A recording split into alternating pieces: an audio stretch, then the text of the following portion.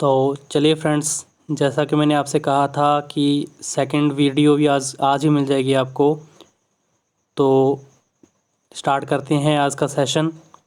और इसमें जो हमारा टॉपिक रहेगा जनन की विधियाँ, लैंगिक व अलैंगिक जनन। ये आपके रीड सिलेबस हम साइंस के टॉपिक वाइज टेस्ट सीरीज़ जो है वो बायोलॉजी के इसमें अपलोड कर रहे हैं। प्लेलिस्ट मैंने बना दी है, उसमें कम से कम 13 से 14 वीडियोज़ अपलोड कर चुका हूँ। आप उनको भी ज़रूर देखें। और अगर किसी क्वेश्चन में डाउट हो तो आप कमेंट कर सकते हैं। इसके अलावा आपको चैनल को सब्सक्राइब करना है, वीडियो को लाइक करना है और शेयर करना है। इसके अलावा जो मेरे पास जो टेलीग्राम ग्रुप है वो भी मैं उसका लिंक आपको डिस्क्रिप्शन में प्रोवाइड करवा दूंगा। आप वहां पे जाके टेलीग्राम लिंक को भी ज्वाइन कर लें ताकि आपको वीडियोस के नोटिफिकेशन टाइम टू टाइम मिलते रहें। तो देखिए हमारा फर्स्ट क्वेश्चन क्या है। पादप में जनन की विधियां हैं। आपको बताना है कि पादप में जनन की विधियां कौन सी है। कायिक जनन, अलैंगिक जनन, लैंगिक जनन, अनिषेक जनन या उपयुक्त सभी। देखो मेरे को आपको ये प्रोवाइड करवाना था कि क्योंकि ये चारों ही जो है जनन की विधियां पादप में पाई जाती हैं, इसलिए मेरे को ये अलग से ऑप्शन बनाना पड़ा उपयुक्त सभी, ताकि कम मैटर में मैं आपको ज़्यादा प्रोवाइड करवा सकूँ। ठीक है, इसके जो ऑप्शन होते हैं ये भी इंपॉर्टेंट होते हैं, ऑप्शंस में से भी आपको क्वेश्चन बनाने को मिलेंगे। ठीक है, तो इस क्वेश्चन का जो आपका राइट आंसर होगा वो होगा ये उपयुक्त सभी, यानी कि ये सभी प्रकार की जनन की विधियां हैं जो पादप में पाई जाती हैं या जनन होता है इनके द्वारा। नेक्स्ट क्वेश्चन है, आलू, घास, प्याज आदि में जनन होता है। इन सब में जनन किसके द्वारा होता है। लैंगिक, अनिषेक, कायिक या इनमें से कोई नहीं। राइट आंसर आपको चूज़ करना होगा। आलू, घास, प्याज में जनन कैसे होता है, तो इनमें लैंगिक नहीं होता, अनिषेक जनन नहीं होता, तो कोई नहीं ऑप्शन भी नहीं हो सकता। तो राइट आंसर इसका क्या है, कायिक जनन।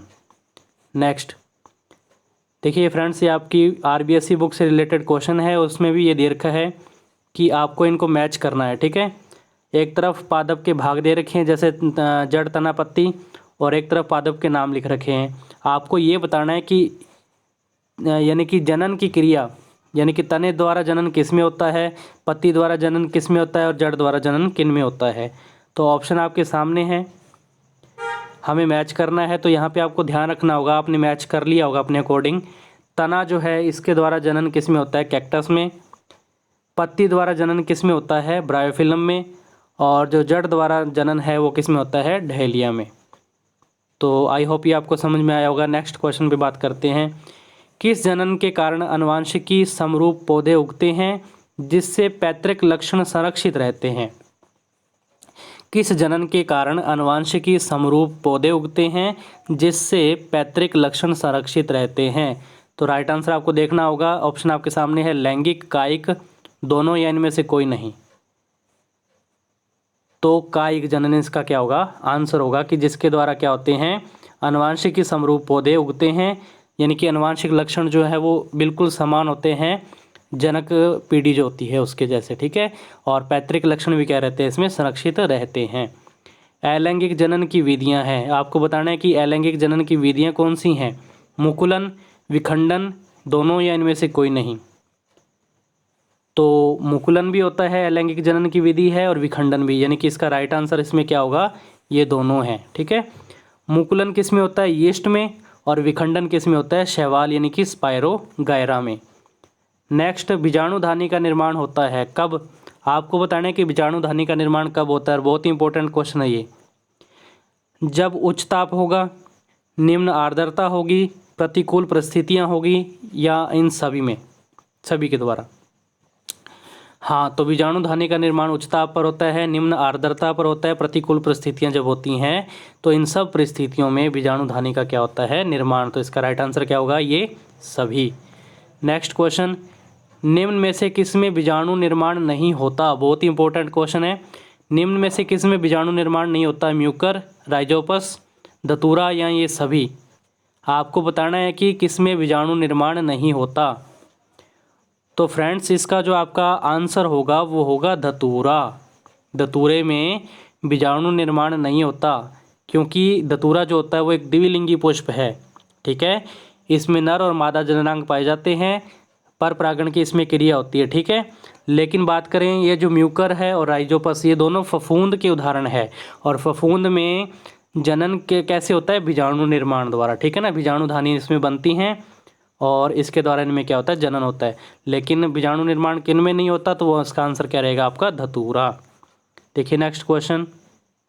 आई होप आपको क्वेश्चन अच्छे लग रहे होंगे और आपकी रीट एग्ज़ाम के लिए क्या है, इंपॉर्टेंट भी हैं। सभी वीडियो को देखना होता है, आप स्टार्टिंग की वीडियो जो अपलोड कर रहा हूँ उनको देखना आपने शुरू कर दिया, फर्स्ट वीडियो से आपको देखना शुरू करना होगा। टॉपिक वाइज मैंने इनको बना रखा है, ठीक है। टाइम निकाल के सभी वीडियोज़ को देखें। निम्न में से एक लिंगी पुष्प है, एग्जाम्पल आपके सामने है। एक लिंगी पुष्प के उदाहरण कौन से हैं, सरसों, गुलाब, पिटूनिया, धतूरा। सेकंड ऑप्शन है मक्का, पपीता, ककड़ी। थर्ड ऑप्शन है ए व ब दोनों। और फोर्थ है इनमें से कोई नहीं। तो एक लिंगी पुष्प के उदाहरण कौन से हैं, तो आपका राइट आंसर रहेगा मक्का, पपीता और ककड़ी, ठीक है। नेक्स्ट, निम्न में से किसमें स्वपरागण की क्रिया होती है। स्वपरागण की क्रिया किसमें होती है, मटर, टमाटर, गुलाब, पोपी, ए व ब दोनों, या इनमें से कोई नहीं। तो जो स्वपरागण की क्रिया होती है ये मटर, टमाटर में होती है। गुलाब, पोपी में कौन सी होती है, गुलाब और पोपी में कौन सी होती है, परपरागण की क्रिया होती है। वहीं पे मैंने जो ऊपर आपको क्वेश्चन बताया था, एक लिंगी पुष्प का उदाहरण तो मैंने आपको बता दी ये हैं। तो द्विलिंगी पुष्प के उदाहरण कौन से हैं, ये सारे के सारे, सरसों, गुलाब, पिटूनिया और धतूरा। नेक्स्ट क्वेश्चन, एंजियोस्पर्म में भ्रूणपोष होता है। एंजियोस्पर्म, आवर्त बीज जिनको हम बोलते हैं, इनमें भ्रूणपोष कैसा होता है, द्विगुणित, त्रिगुणित, एकल, या इनमें से कोई नहीं। राइट आंसर क्या होगा, तो जो एंजियोस्पर्म जो होते हैं, आवर्तबीजी जो पादप होते हैं, उनमें भ्रूणपोष कैसा होता है, त्रिगुणित होता है, त्रिगुणित, है ना। नेक्स्ट, केला व अंगूर में किस प्रकार का जनन होता है। केला और अंगूर ऐसे पौधे हैं या ऐसे फल हैं जिनके अंदर बीज नहीं बनते, और जिनके अंदर बीज नहीं बनते उनमें किस प्रकार का जनन पाया जाता है। तो इसका जो आंसर होगा वो होगा अनिषेक जनन। केले और अंगूर में कौन सा जनन होता है, अनिषेक जनन होता है। नेक्स्ट क्वेश्चन, परिपक्व अंडाशय को कहा जाता है। परिपक्व अंडाशय को क्या कहा जाता है आपको बताना है, बीज, फल, भ्रूणपोष, या इनमें से कोई नहीं। परिपक्व अंडाशय को क्या कहा जाता है, तो राइट आंसर आपने चूज़ कर लिया होगा। इसका राइट आंसर ये बीज नहीं है, भ्रूणपोष भी नहीं है, तो कोई नहीं ऑप्शन भी नहीं हो सकता। तो राइट आंसर इसमें क्या है, फल। परिपक्व अंडाशय को हम क्या बोलते हैं, फल बोलते हैं। नेक्स्ट क्वेश्चन देखो इसमें क्या था, और ये आपसे पूछे कि बीज का निर्माण कहाँ होता है, तो आप बताओगे बीजांड में किसका निर्माण होता है, बीज का निर्माण होता है। और बीजांड किस में पाया जाता है, वो अंडाशय में पाया जाता है। नेक्स्ट क्वेश्चन आपके सामने है, पादप में भ्रूण को पोषण किस से मिलता है। पादप में भ्रूण को पोषण किस से मिलता है आपको बताना है। तो ऑप्शन आपने चूज़ कर लिया होगा, मुझे लगता है आपने लगभग आपने आंसर चूज़ कर लिया होगा, टेपिटम। लेकिन टेपिटम इसका आंसर नहीं है, इसका आंसर क्या है, भ्रूणपोष। पादप में भ्रूण को पोषण किससे मिलता है, भ्रूणपोष से मिलता है। अगर नाम आता टेपिटम, तो टेपिटम के लिए क्या होता कि जो परागकण जो होते हैं उनके लिए पोषण का काम कौन करते हैं, टेपिटम करते हैं। लेकिन अभी आपसे क्वेश्चन था कि भ्रूण को पोषण कौन देता है, तो आपका राइट आंसर इसमें क्या रहेगा, भ्रूणपोष। और बीज कोश में क्या पाए जाते हैं, बीज उपस्थित होते हैं, ठीक है। तो ये था हमारा आज का सेशन फ्रेंड्स। इम्पोर्टेंट क्वेश्चन है आपके लिए। जनन की विधियां हमारा टॉपिक था, लैंगिक व अलैंगिक जनन की विधियां हम पढ़ चुके हैं। ये आपके सामने कुछ इंपॉर्टेंट क्वेश्चन थे। अगर हो सका तो मैं इसका सेकंड पार्ट भी अपलोड करूँगा, अगर इसमें और इम्पोर्टेंट क्वेश्चन बनते हुए। ये हमारा फर्स्ट राउंड चल रहा है जिसमें हम बायोलॉजी के, फिजिक्स के और केमिस्ट्री के तीनों के हम क्वेश्चन प्रिपेयर करेंगे। कंप्लीट होने के बाद हम कोशिश करेंगे कि सेकंड राउंड भी लेके आऊँ, लेकिन मेरी कोशिश रहेगी कि मैं आपको फर्स्ट राउंड में ही सारे के सारे क्वेश्चन प्रोवाइड करवा दूँगा, ठीक है। तो मिलते हैं फ्रेंड्स नेक्स्ट वीडियो में एक नए टॉपिक के साथ। आज का ये आपको सेशन कैसा लगा प्लीज़ कमेंट करके ज़रूर बताएं। अपने फ्रेंड्स के साथ इस वीडियो को शेयर कीजिए, ठीक है। लाइक करना ना भूलिए और चैनल को सब्सक्राइब भी आपको ज़रूर कर लेना है। टेलीग्राम लिंक आपको मैं डिस्क्रिप्शन में दे दूँगा, वहाँ से आप लिंक को यानी कि टेलीग्राम चैनल को भी ज्वाइन कर लें। मिलते हैं नेक्स्ट वीडियो में, तब तक के लिए धन्यवाद।